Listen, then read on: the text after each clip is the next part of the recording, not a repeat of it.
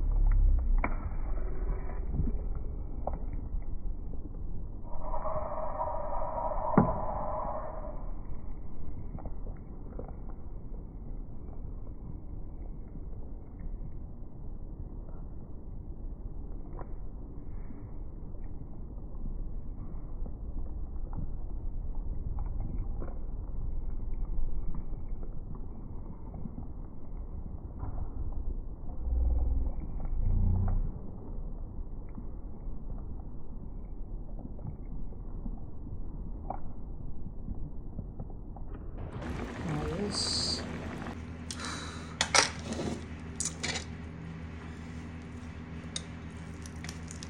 Malasa pala talaga ito pag isinagpaw sa dinengdeng.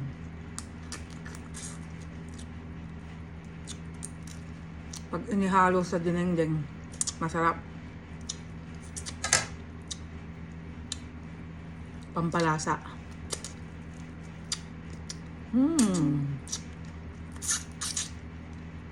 Yun ang purpose nito para magkaroon ng lasa. Ay, shit, hindi ako marunong. Yung mga ibang galing nilang magsundot. Ng crab legs. Ako hindi. Nakuha ko yan.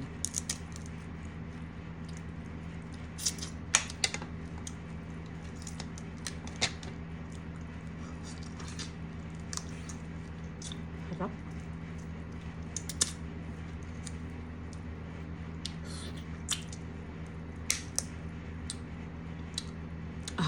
Di ba?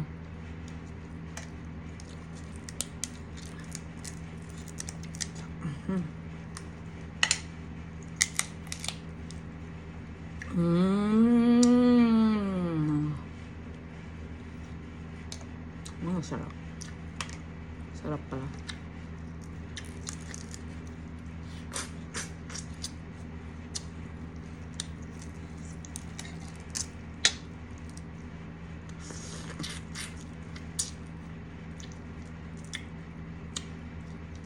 Matrabaho nga lang. Messy. Pero masarap. Sobrang malasa siya. Yun naman ang purpose nito eh. Yung maihalo siya sa ano, sa gulay para may lasa yung gulay.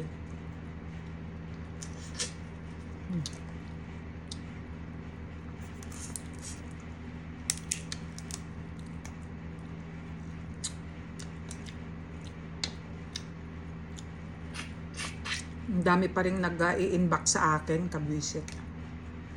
Wala akong time sa inbox. Sobrang libo-libo-libo sa inbox ko. Wala akong time maghagilap ng mga messages nyo. Kaya tuloy yung mga importanteng messages natabunan. Wala akong time maghalungkat.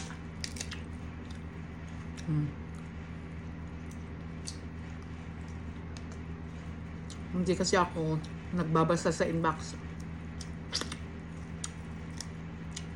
Kaya hindi ko ina-encourage na mag-inbox kayo, lalo na yung mga tumatawag sa akin. Pag may mga tumatawag, block agad. Kasi lalo na pag natutulog ako, nagpapahinga ako, o kay busy ako. Tapos biglang may tatawag ng biglaan, ganon. Ano akala nyo sa akin? Nag-aantay ako ng mga calls ninyo na hindi naman importante. I mean, yung inbox ko para sa emergency lang. Kasi sabi nila, di i-off mo na lang yung inbox. Hindi pwede. Paano kung emergency? Katulad noon na namatay yung apo ko. Bigla akong tinawagan ng anak kong si Stanley. Okay, bago namatay si Stanley, bigla akong tinawagan ng asawa niyang si Jody. Yun ang purpose ng aking inbox. Hindi para kung sino-sino na lang tumatawag at guguluhin yung time ko. Kailangan ko ng knife ito. Anyway.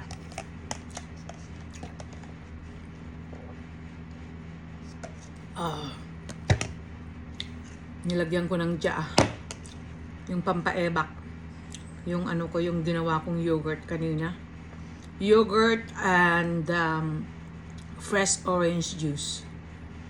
At least nakatulong. Okay, doks. Pahinga ako muna.